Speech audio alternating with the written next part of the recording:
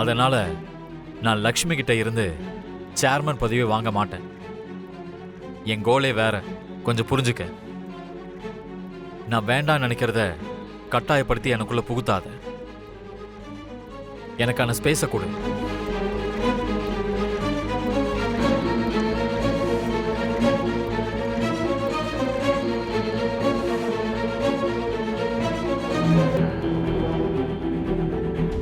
என்னம்மா மனிஷா, சாவி விஷயத்துல எனக்கு ஐடியா கொடுத்துட்டு என் கைக்கு சாவி வர்ற மாதிரி பண்ணிட்ட. ஆனா சேர்மேனோட சேர் விஷயத்துல உன்னால மித்ராவை கன்வின்ஸ் பண்ண முடியாம போயிடுச்சே. மித்ராக்கு சேர்மன் சேர் தேவையில்லையா? அவனுக்கு வேற கோல்ஸ் இருக்கான். எல்லாத்தையும் கேட்டேன். என் ரூட்ல நான் ஜெயிச்சிட்டேன், ஆனா உன் ரூட்ல நீ தோத்துட்ட. மித்ராவுக்கு அந்த சேர் தேவையில்லைனா லக்ஷ்மி தான் எப்பவுமே சேர்மேனா இருப்பா. அந்த பதவிய கையில வச்சுக்கிட்டு அவ மித்ராவுக்கு இன்னும் நெருக்கமாயிடுவா. ஆனா நீ தூரம் ஆயிடுவ. நீங்க என்ன பைத்தியமா? உங்களுக்கு ஜெயிக்கவே நான் தான் ஐடியா கொடுத்தேன் ஆண்டி. அப்படி இருக்கிற நான் போய் சரண்டர் ஆயிடுவேன்னு நினைச்சிட்டு இருக்கீங்களா? இந்த ரூட்ல மித்ரா என் பேச்சு கேட்கலன்னா இன்னொரு ரூட்ல மித்ராவை லக்ஷ்மி கிட்ட இருந்து தூரமாக்குவேன். என்ன, உனக்கு இன்னொரு ரூட் இருக்கா? இருக்கு, ரொம்ப ஸ்ட்ராங்கான பிளானே இருக்கு. என்னது அது? அத நீங்களே பாப்பீங்க. என்னதான் இருந்தாலும் ஜுன்னு அவ பெத்த பையனாச்சே. லக்ஷ்மிக்கு அவன் மேல இருக்கிற அக்கறை லக்கி மேல ஏன் இருக்க போது? உண்மைதான். லக்கி என்னமோ பெத்த பொண்ணு இல்ல, ஜுன்னு பெத்த பையன். அவங்க பசங்களை அவங்க பாத்துப்பாங்க. என்ன மாம் இப்படி சொல்ற? அண்ணி எப்பயாவது லக்கிய ஜுன்னுவை பிரிச்சு பார்த்தாங்களா? இப்ப அந்த பார்ஷாலிட்டி பாக்குறால விவேக். என் அக்காக்கு அந்த மாதிரி புத்தி எல்லாம் இல்ல. தேவையில்லாம பேசாதீங்க. என்ன அம்மா ரெடி பண்ணல, நானே ரெடி ஆயிட்டேன்.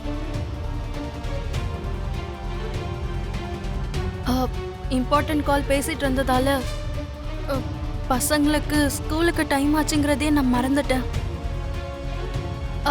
எனக்கு ஒரு 2 நிமிஷம் டைம் கொடுங்க, லக்கியை நான் ரெடி பண்ணிடுறேன். ஒன்றும் தேவையில்லை, நீ போய் ஆஃபீஸ் வேலையை பாரு. லக்கியோட விஷயம் உனக்கு எதுக்கு? என்னங்க இது, தெரியாம தப்பு நடந்துருச்சு. இன்னொரு தடவை இப்படி நடக்காது.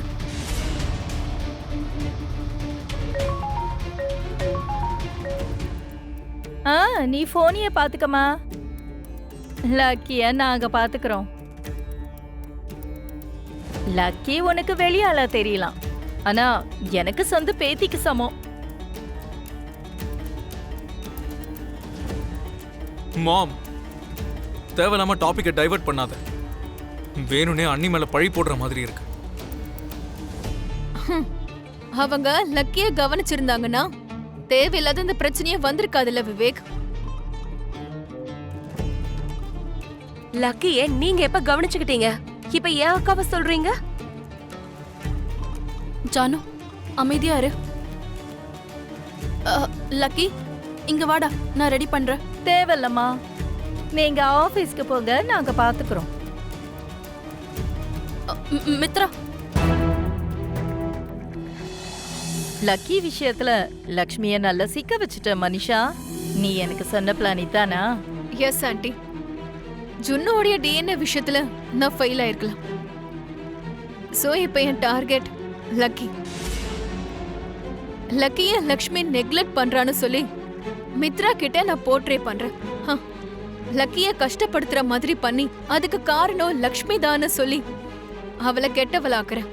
லக்கி எந்த அளவுக்கு கஷ்டப்படுறாளோ மித்ரா லக்ஷ்மி மேல அந்த அளவுக்கு ஃபயர் ஆவான். ஃபைனலா நம்ம லக்கிய வச்சே லக்ஷ்மிய மித்ரா கையாலேயே வீட்டை விட்டே வெளியே அனுப்பிடுறேன். எல்லாம் நல்லதா இருக்கு, ஆனா எனக்கு ஒரு சின்ன டவுட். மித்ராக்கு லக்கினா எவ்வளவு உயிரோ அதே மாதிரி லக்ஷ்மிக்கும் லக்கினா அவ்வளவு உயிர். அப்படி இருக்கும்போது லக்கிய வச்சு லக்ஷ்மி எப்படி பேட் பண்ணுவ? லக்கி லக்ஷ்மிய கவர் பண்ணுவால? அவ கவர் பண்ணாத மாதிரி நான் பிளான் பண்றேன் ஆண்டி. லக்கிக்கு லக்ஷ்மிய எவ்ளோ பிடிச்சிருந்தாலும் லக்ஷ்மி தன்னை பெத்த அம்மா இல்லைன்னு லக்கிக்கு நல்லா தெரியும். அதனால பெத்த அம்மாவை லக்கிக்கு நான் ஞாபகப்படுத்துறேன். லக்கிய பெத்த அம்மா லக்ஷ்மி தானே? அப்படின்னா லக்ஷ்மி கைய வச்சு லக்ஷ்மியோட கண்ணை குத்த போறியா? Exactly aunty. எதிரில இருக்கிறது தன்னை பெத்த அம்மான்னு தெரியாம லக்கி லக்ஷ்மிய வேண்டான்னு பெத்த அம்மாவை பத்தி யோசிக்கிற மாதிரி நான் பண்றேன்.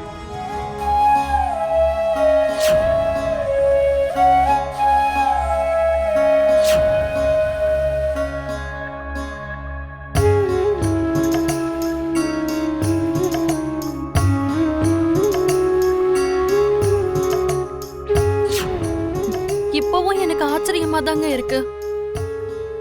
லக்கியும் ஜுன்னுவும் ஒரே ஊர்ல ஒரே நாள்ல ஒரே ஹாஸ்பிட்டல்ல பிறந்திருக்காங்க. ஆனா நாம ஒருத்தருக்கு ஒருத்தர் பாத்துக்கல. அது உன்னால தானே? நீ பண்ணுன இன்னொரு ஏமாத்தாது. ஒரே இடத்துல இருந்துகிட்டு கண்ணாமூச்சி ஆடி இருக்க. என்னோட நிலைமை அந்த மாதிரிங்க. அன்னைக்கு என்னங்க நடந்தது? லக்கியை நீங்க எப்படி வாங்கிக்கிட்டீங்க? அன்னைக்கு மித்ரா வண்டி.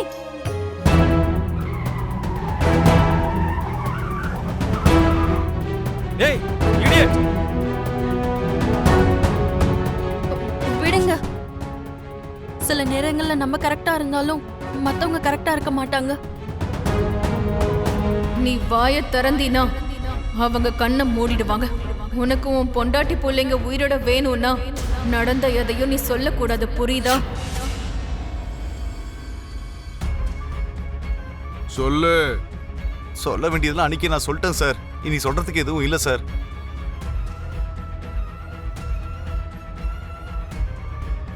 இல்ல, நீ எதையோ மறைக்கிற.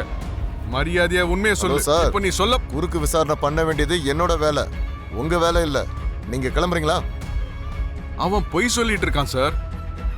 அவனுக்கு எல்லாம் தெரியும். அவனுக்கு என்ன தெரியும்னு நாங்க விசாரிச்சு தெரிஞ்சுக்கிறோம். நீங்க கிளம்புங்க சார். போங்க சார்.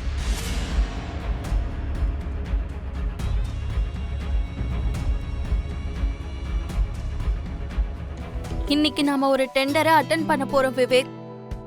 லக்கி குரூப் ஆஃப் இண்டஸ்ட்ரிக்கு இது ஒரு பிரஸ்டீஜியஸ் மேட்டர். சேர்மேனா இது உனக்கு ஃபர்ஸ்ட் ப்ராஜெக்ட்னு சொல்லு. ஆஃப் கோர்ஸ் இது என்னோட ஃபர்ஸ்ட் அச்சீவ்மெண்டா கூட இருக்கலாம். கங்க்ராச்சுலேஷன்ஸ் அண்ணி. இது உங்களோட ஃபர்ஸ்ட் சக்ஸஸாக இருக்கும்.